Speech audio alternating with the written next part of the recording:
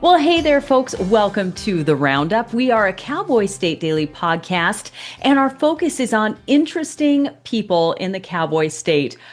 Wow.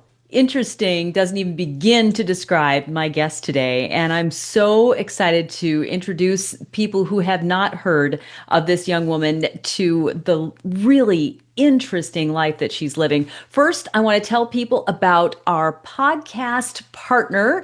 We have a great other podcast in Wyoming here. If you're a business person, if you are thinking about going into business in Wyoming, the Wyoming Business Alliance Business from the Basement podcast is the place to go. The resources, the interviews, the people that they're talking to are the people that you need to know to help your Wyoming business. So tune into the Business from the Basement podcast put on by the Wyoming Business Alliance. But don't go there yet, because first we have another podcaster that we want to talk to. Megan Anderson is a young woman from Cody, grew up in Cody, but has created an amazing life for herself. But folks, she's doing it from her van.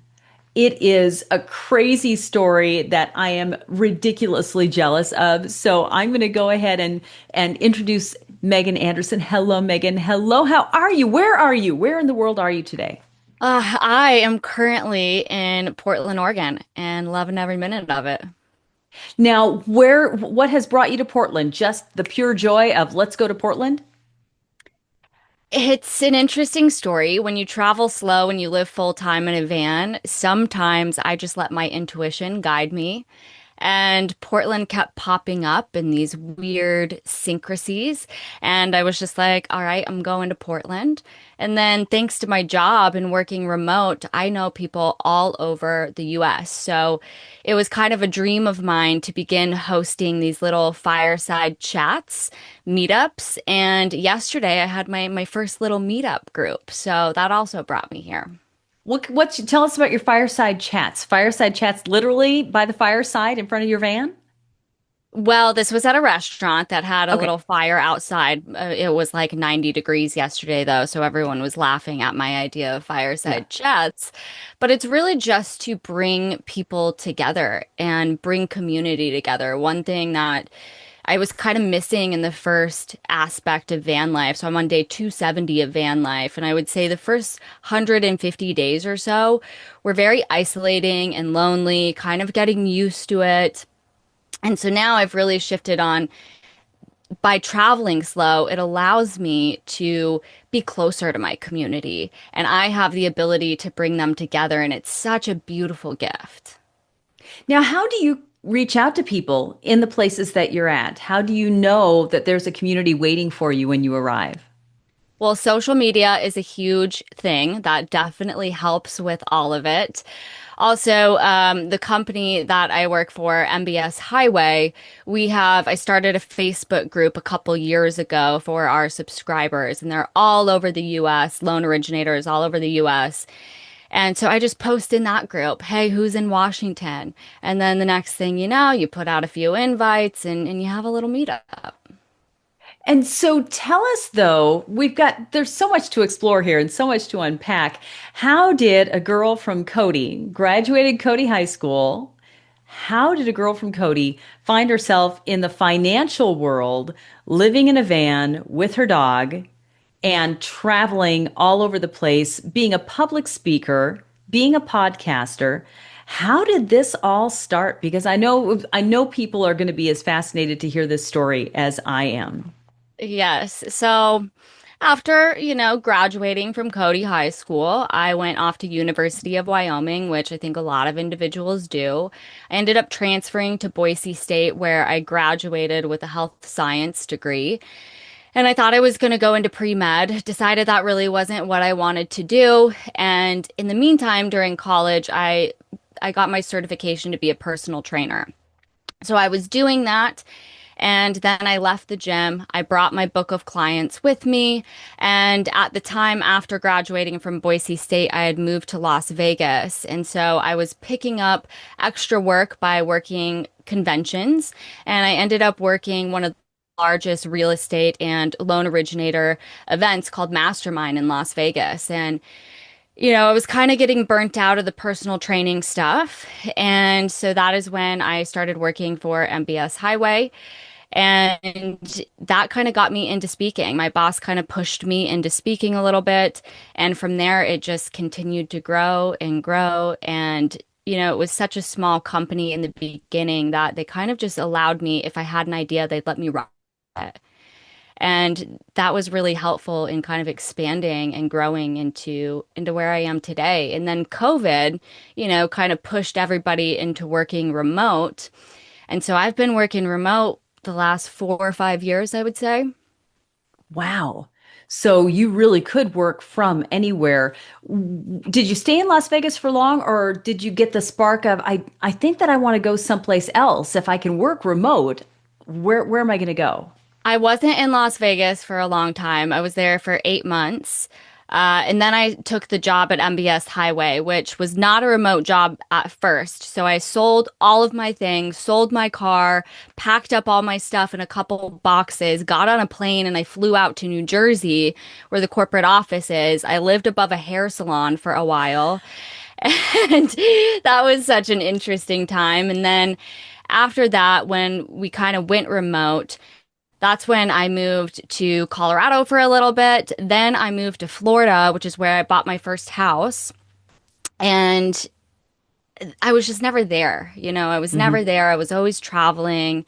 I had to pay a pool guy, landscape guy. I was just never there. I was like, this is too much. And so I flipped that house, did really well on it. And that's when I kind of sat there and I was like, all right, what am I going to do next? And I had this dream of living in a van back in my personal trainer days. It was when meetup was really big, and I had this vision. I wanted to have just meetups where we'd meet up and we'd get a workout in, and I wanted to be known as the traveling trainer. And that kind of dream went away when I got what my mom would call my big girl job.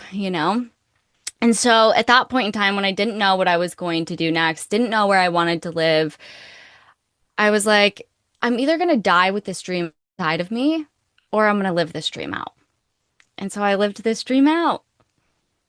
I literally have tears. That's just, I'm so glad you did not die with the dream inside of you. Oh my Yes, me gosh. too. And look at you. You're just thriving, and you are an in-demand public speaker and a podcaster.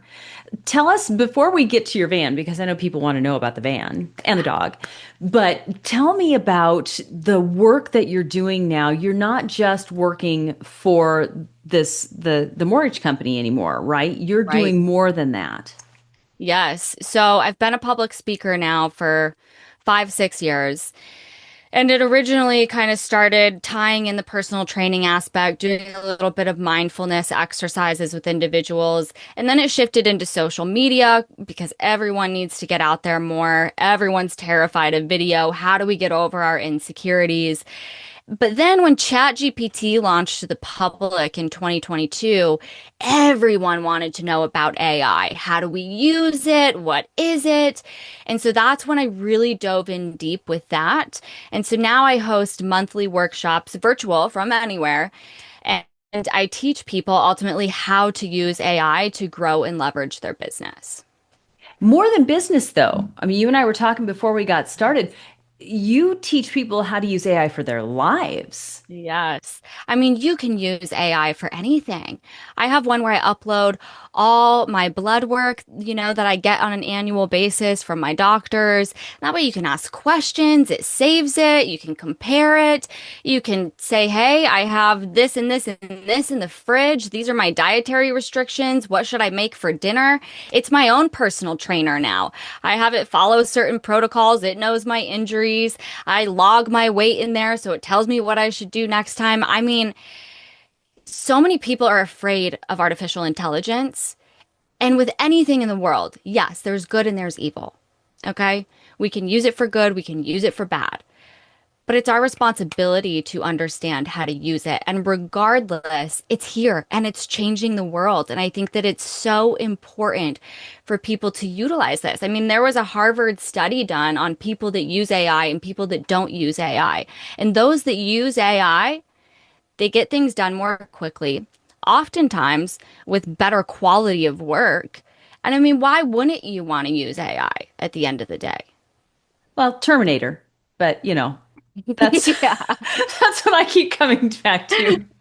But I mean, we all do use, I mean, we all use it if we've right, got a smartphone, you use it. I mean, you ask right. a Google search and it gives you, Google is, pulling together everything as AI and gives you Yeah. the results of your search and things like that. If you've got I'd be really curious as to, and that would be a conversation for another time, or else we can all just go to your website or follow you on Instagram or follow your podcasts to learn more about the things that you recommend for these programs that you're talking about. Because I'm assuming you don't just go to Chat GPT and say, here's all of my blood work. There's got to be a program for that, right? Oh, yes. It's all about the prompt. The prompt that you feed into it is going to determine the quality of the output that you get from AI. And so oftentimes when people start playing around with it, they're like, this sounds like a robot. It's not really giving me the answers I want. And it's all because you have to craft that prompt appropriately. There's, different elements to it to get that high quality output.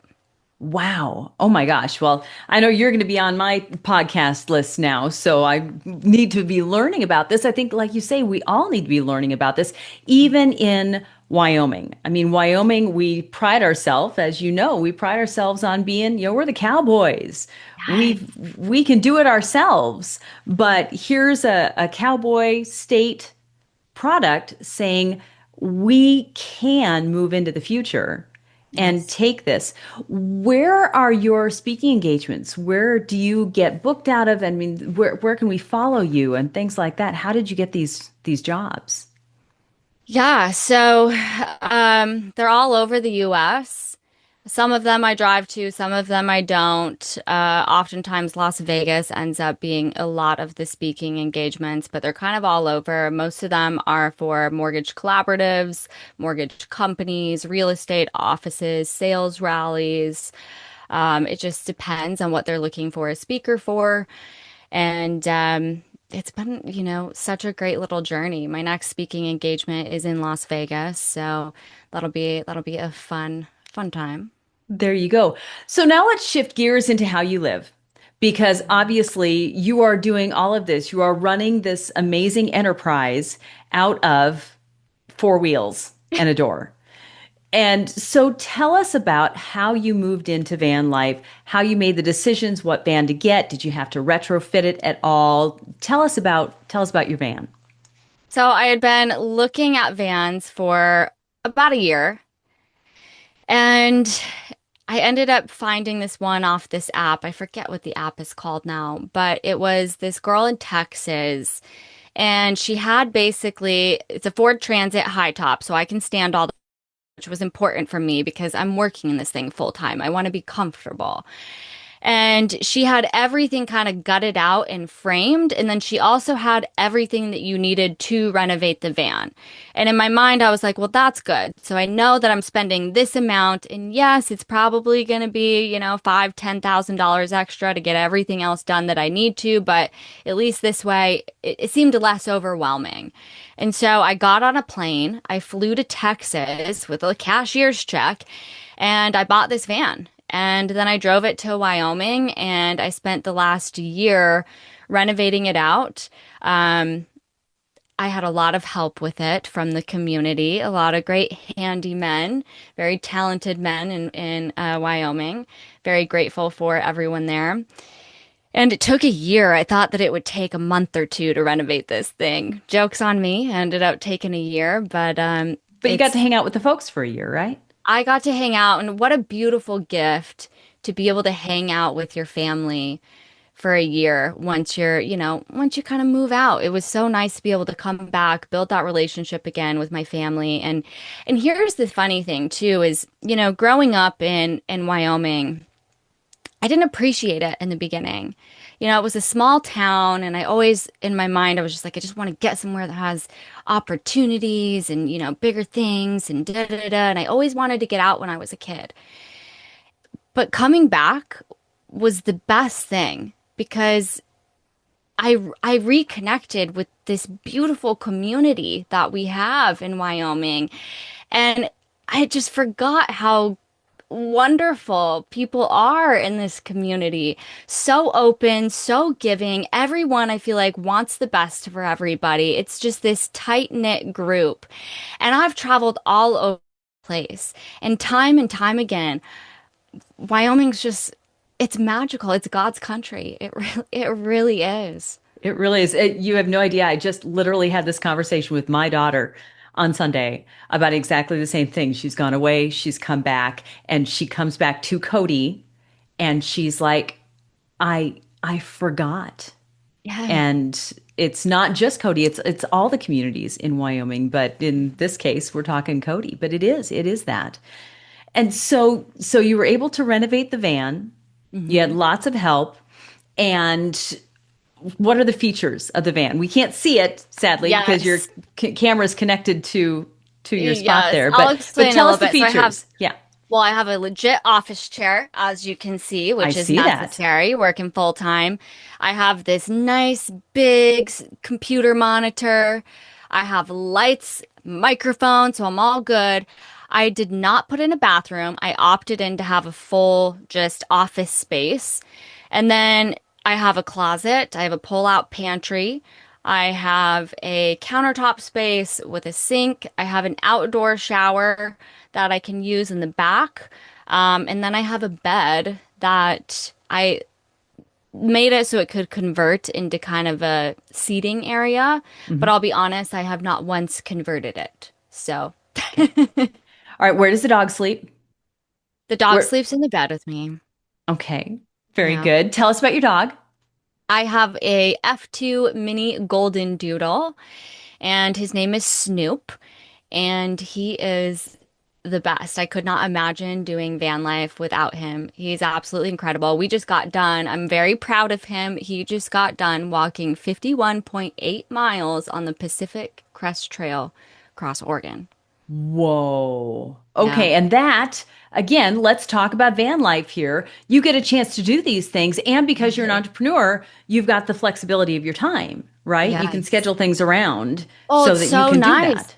Not only can you just schedule things around, but work East Coast hours for the most part. So I'm off by the afternoon, enough time to go on a hike. And the nice thing is you don't have to, if I were in a house, it's oftentimes an hour drive to go to a hike. But because I'm in the van, I can be parked there. I can work. Once I'm done, I'm out and I'm enjoying nature, reconnecting, refueling my energy. It's it's my favorite part of van life. So are we talking like right now, you and I are talking, you're sitting at a trailhead? Are you Not just right parked at a now. trailhead? I Okay. had my meetup last night, so I'm Ah, parked in one of their driveways. Portland's oh, a little different, nice. you need to find a driveway or you got to get out into the forest. No, Got no it. parking lots here. No parking days. But you've got Starlink, so Yes. that's how you connect with the rest of the world on Yeah. that. And so where are some of the places that you've been when you hit the road 270 days ago? Yeah. Where did you start? You had all year to plan it. Where did you Well, start? I don't plan. That is the thing with this lifestyle. I don't really plan. And that has been, for a person that has a type A personality, that was actually really hard for me at first. The only time that I plan stuff is when I have a speaking engagement or I'm doing one of these Mhm. meetups. And even then, it still is a little bit challenging to plan. So I started in Cody. I had a speaking engagement in Orlando. So I went to Orlando. I spent the winter in Florida. And then I came back to Wyoming. And then after that, I don't know, man. I've been all over the place. It's like it's hard to keep track. I think I'm What on are some of like the 18 highlights? states. What are some of the highlights? Well, I gotta tell you, I keep coming back and back and back to Wyoming. It's so beautiful, Yeah. right? I did spend quite a bit of time in Montana. Um, love the area in Montana. I went from West Yellowstone up into Montana and then down through Idaho to Sun Valley. Hmm. I don't know what that road is called, but it was absolutely incredible. You're like on the river. There's so many places to camp.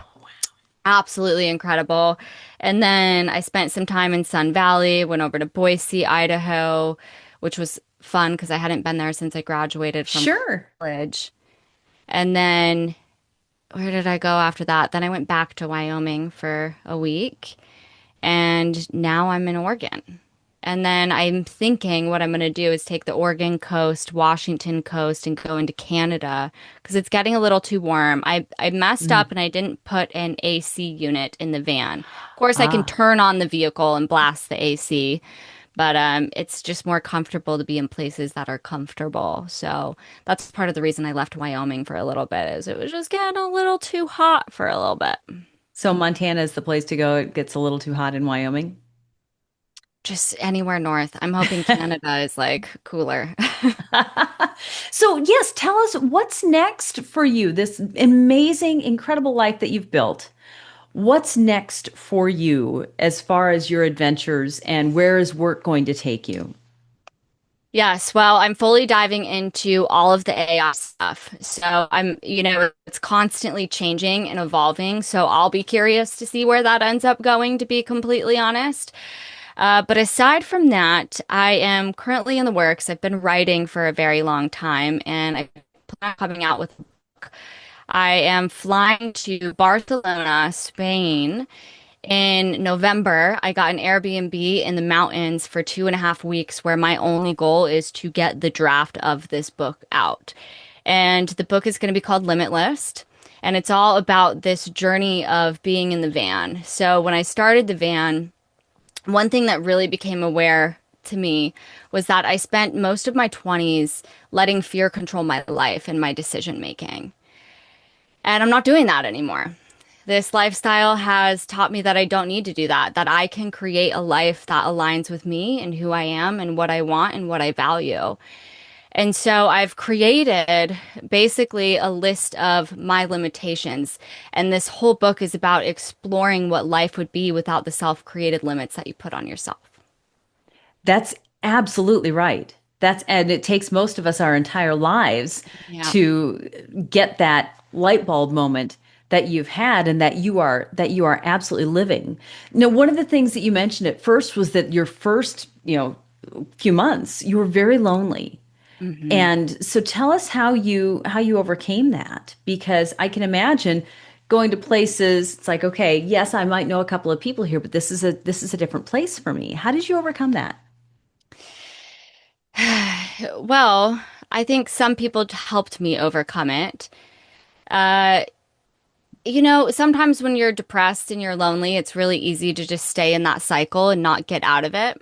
And honestly, I think I needed to be isolated and kind of lonely in the beginning because that was me going inward and exploring the limits that I had really put on myself.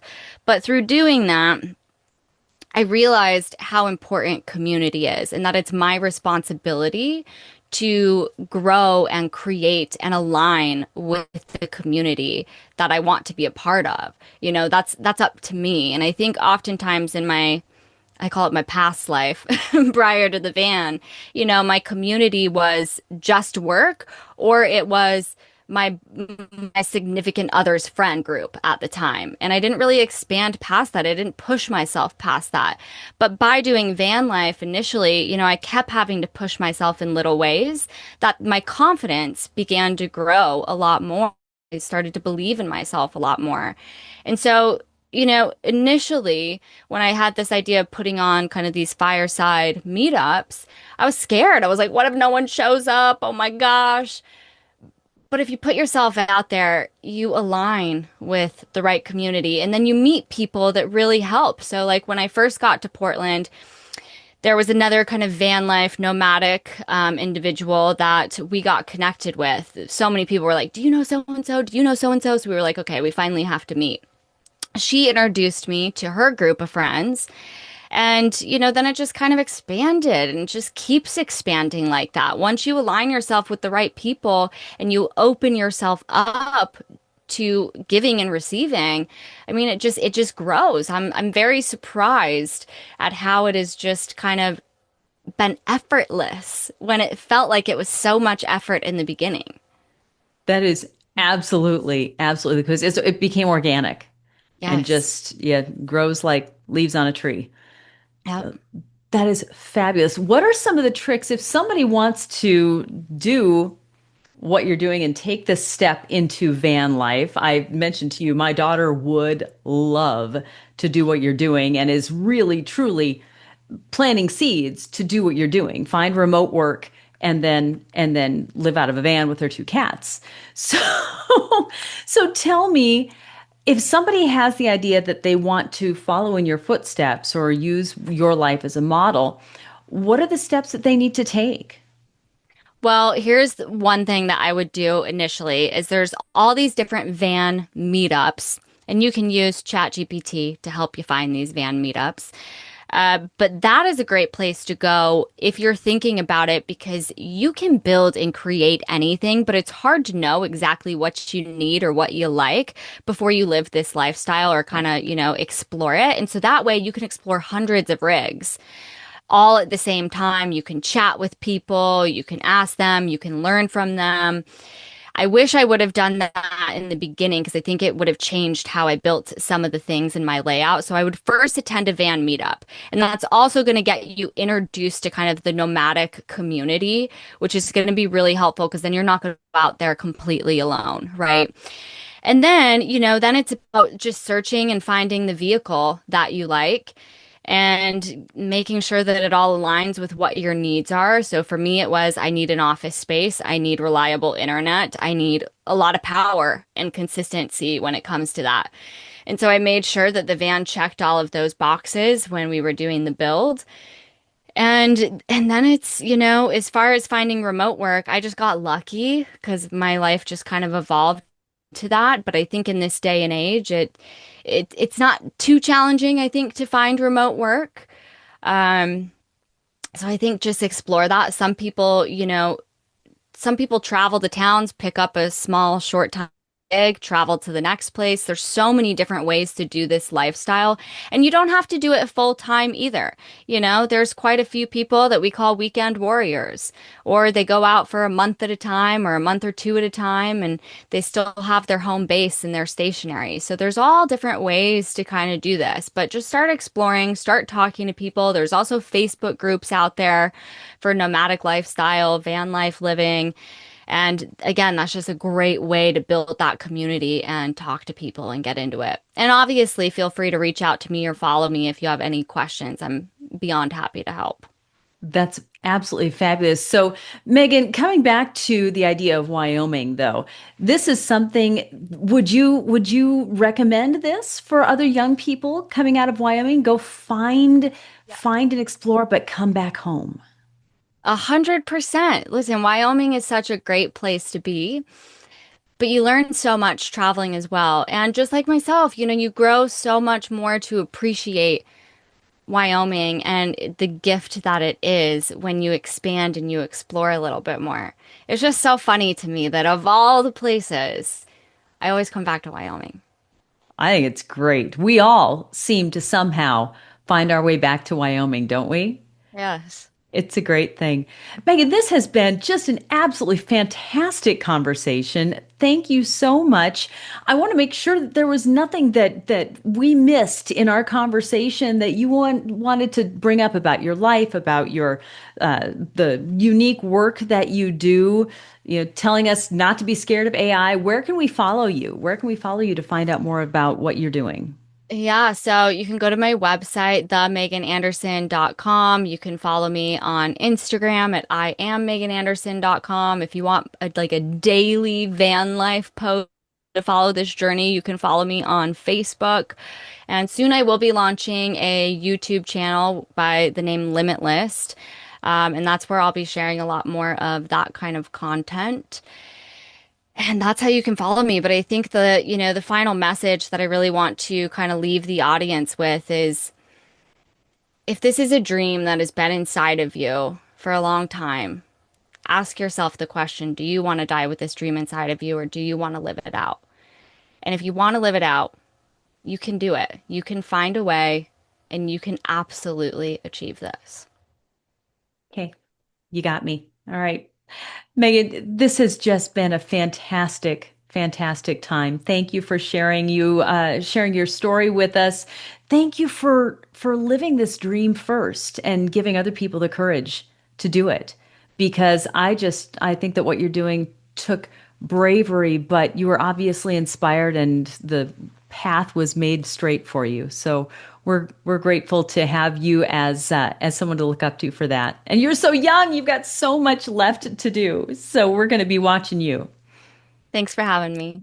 You bet. Thank you, Megan. And folks, thank you for tuning in today. As you can tell, she really hit me, and I hope that Megan's story has hit you as well and has inspired you. And thank you for tuning into the Roundup. Once again, we've got, oh my gosh, well over a year and a half's worth of stories and inspirations and really great histories of people who have made an impact in the cowboy state. And Megan is just one really shining example of the people that we have here in Wyoming that are out there making a difference. So thanks for tuning into the Roundup. Have a fantastic week.